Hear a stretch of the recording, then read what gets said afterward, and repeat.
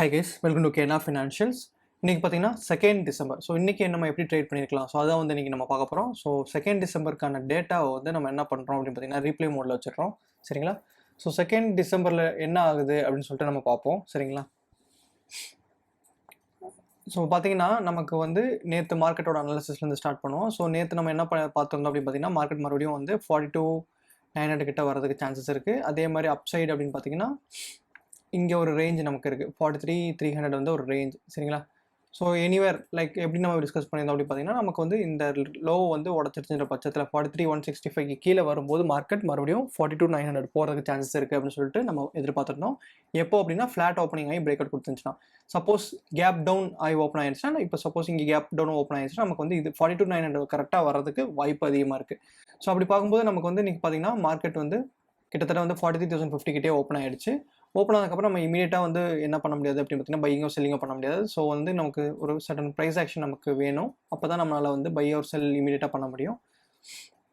சரி, அப்படி பண்ணும்போது நமக்கு வந்து பார்த்தீங்கன்னா மார்க்கெட் வந்து ஒரு நல்ல டவுன் ட்ரெண்டில் இருக்குது. ஸோ பார்த்தீங்கன்னா இங்கே வந்து ஒரு டவுன் ட்ரெண்ட், அதாவது இது ட்ரெண்ட் லைன் வரையக்கூடாது இந்த இடத்துல, ஜஸ்ட் லோயர் லோ ஃபார்ம் ஆகுது. ஸோ அந்த லோயர் லோ வந்து நான் கன்சிடர் பண்ணுறேன், இது ட்ரெண்ட் லைன் கிடையாது. ஸோ அப்படி கன்சிடர் பண்ணும்போது ஓகே நமக்கு வந்து ஒரு சார்ட் ஆஃப் வீக்னஸ் இருக்குது மார்க்கெட்டில், கேப் டவுன் ஓப்பன் ஆகிடுச்சு. ஸோ ஆப்வியஸாக வந்து நம்ம என்ன பண்ண போகிறோம், செல்லிங் ஆப்ஜெக்டிவ் பண்ண போகிறோம். அண்ட் தென் நமக்கு நெக்ஸ்ட் லெவல் ஆஃப் சப்போர்ட் அப்படின்னு பார்த்தீங்கன்னா 42,900. ஸோ நம்ம வந்து சப்போஸ் இப்போ நம்ம செல் பண்ணியிருந்தோம் 43,000 அப்படின்னா நமக்கு 42,900 வர்றது வரைக்கும் வாய்ப்பு இருக்குது. ஸோ இப்போ நம்ம அடுத்து வந்து பார்த்தீங்கன்னா நமக்கு வந்து இந்த இடத்துல வந்து பார்த்தீங்கன்னா ஒரு நல்ல ரேஞ்ச் ஆக்சுவலி ஃபார்ம் ஆகுது. ஸோ 5 மினிட்ஸில் வந்து ஒரு நல்ல ரேஞ்சு. ஸோ இந்த ரேஞ்சு வந்து நமக்கு பிரேக் அவுட் கொடுத்துருச்சு அப்படின்னு பார்த்தீங்கன்னா நமக்கு 42,900 வந்துடும். சரிங்களா? ஸோ இந்த ரேஞ்சை நான் இப்போ மார்க் பண்ணுறேன். ஸோ இதான் வந்து ஒரு குட்டி range, short term range. Short term range எங்கே இருக்குது அப்படின்னு பார்த்தீங்கன்னா சப்போர்ட்டுக்கு மேலே இருக்குது. ஸோ உடச்ச வந்துச்சுன்னா நமக்கு சப்போர்ட் வரைக்கும் வரதுக்கு தான் சான்சஸ் இருக்குது. ஸோ நமக்கு பிரேக் அவுட் வேணும் என்ட்ரி ஆகிறதுக்கு. ஸோ இப்போ நமக்கு பிரேக் அவுட் கிடைக்குதான்னு பார்ப்போம்.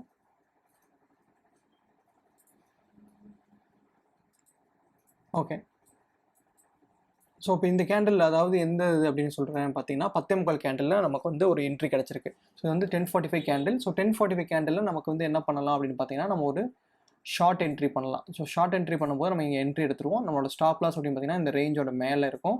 நம்மளோட டார்கெட் அப்படின்னு பார்த்தீங்கன்னா 42,900 பார்த்தீங்கன்னா இங்கே எக்ஸாக்டாக சொல்ல முடியாது. ஏன் அப்படி சொல்கிறேன்னா இப்போ நம்ம மார்க்கெட் வந்து முன்னாடியே இங்கே பார்த்தீங்கன்னா இந்த லெவலில் வந்து பார்த்தீங்கன்னா 42,926 கிட்டே சப்போர்ட் எடுத்துருச்சு. ஸோ நம்மளோட ரிஸ்க் ரிவார்ட் ரேஷியோ மோரலஸ் வந்து 1.1க்கு மேலே இருக்கணும். 1.5 இருந்துச்சுன்னா ரொம்ப நல்லது. அப்படி இல்லைனா நமக்கு இந்த சப்போர்ட் லெவலுக்கு ஏற்ற மாதிரி அட்ஜஸ்ட் பண்ணிக்கணும். சரிங்களா? அட்ஜஸ்ட் பண்ணிவிட்டு நம்ம என்ன பண்ணுறோம் அப்படின்னா, ஏன் அப்படி நம்ம இந்த இடத்துல அட்ஜஸ்ட் பண்ணுறோம் அப்படின்னு பார்த்தீங்கன்னா மல்டிபிள் லெவல் ஆஃப் சப்போர்ட்ஸ் இருக்குது. ஸோ எந்த சப்போர்ட்டில் வேணாலும் மார்க்கெட் மறுபடியும் ரிவர்ஸ் ஆகலாம். அதனால் நம்ம என்ன எக்ஸ்பெக்ட் பண்ணுறோம், நம்ம ஓரளவு ப்ராஃபிட்டில் வெளியே வந்தாலே போதும்னு சொல்லி எக்ஸ்பெக்ட் பண்ணிவிட்டு நம்ம அட்வான்ஸாக நம்ம வச்சுக்கிறோம். 42,900 வரைக்கும் போகணும்னு சொல்ல முடியாது, போனால் நல்லது. ஸோ ட்ரையலிங் மெத்தட் யூஸ் பண்ணியிருந்தீங்க அப்படின்னா 42,900 போனாலும் அதுக்கு கீழே போனாலும் நீங்கள் அந்த ட்ரையலிங் மெத்தட் மூலமாக ப்ராஃபிட் பார்த்துக்கலாம். ஸோ ட்ரையலிங் மெத்தட் யூஸ் பண்ணவங்களுக்கு டேரெக்டாக இந்த மாதிரி ஒரு லெவல்ஸ் நீங்கள் மார்க் பண்ணிவிட்டு அந்த லெவல்ஸ்க்கு அட்வான்ஸாக நீங்கள் வந்து டார்கெட் வச்சுட்டு எக்ஸிட் ஆகிடணும். ஸோ அதுதான் வந்து ரொம்ப சேஃப் ட்ரேட். ஸோ அப்படி பார்க்கும்போது நமக்கு பார்த்தீங்கன்னா மார்க்கெட் மறுபடியும் உள்ளே வந்துட்டு நமக்கு ஸ்டாப் ஹிட் பண்ண ட்ரை பண்ணிச்சு. பட் மறுபடியும் ஸ்டாப் ஹிட் பண்ணல. இப்போ பார்த்தீங்கன்னா இந்த இடத்துல ஸ்டாப் நமக்கு ஹிட் ஆகலை.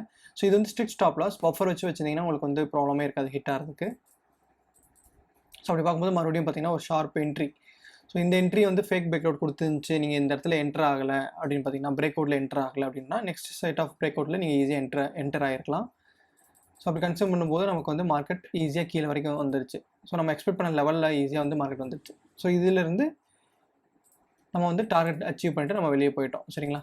ஸோ இதுக்கப்புறம் நம்ம என்ன பண்ணிருக்கலாம் அப்படின்னு யோசிச்சிருந்தீங்க அப்படின்னா நம்ம என்ன பண்ண முடியும், இப்போ ஃபஸ்ட் டார்கெட் அச்சீவ் ஆயிடுச்சு. ஸோ செகண்ட் டார்கெட் வந்து என்ன ஆயிடுச்சு அப்படின்னு பார்த்தீங்கன்னா மார்க்கெட் வந்து சப்போர்ட் கிட்ட வந்துருச்சு. ஸோ மறுபடியும் செல்லிங் ஆப்ஜெக்டிவ் இருக்குமா அப்படின்னா நம்மளால் கன்ஃபார்மாக சொல்ல முடியாது. சரிங்களா? ஸோ இந்த ரேஞ்சுக்கு போனதுக்கப்புறம் மறுபடியும் செல் பண்ணலான்னு நிறைய பேர் ஐடியா பண்ணுவீங்க. பட் நம்ம நோட்டீஸ் பண்ண வேண்டிய விஷயம் இங்கே என்ன அப்படின்னு பார்த்தீங்கன்னா 42,900 வந்து ஒரு நல்ல சப்போர்ட்.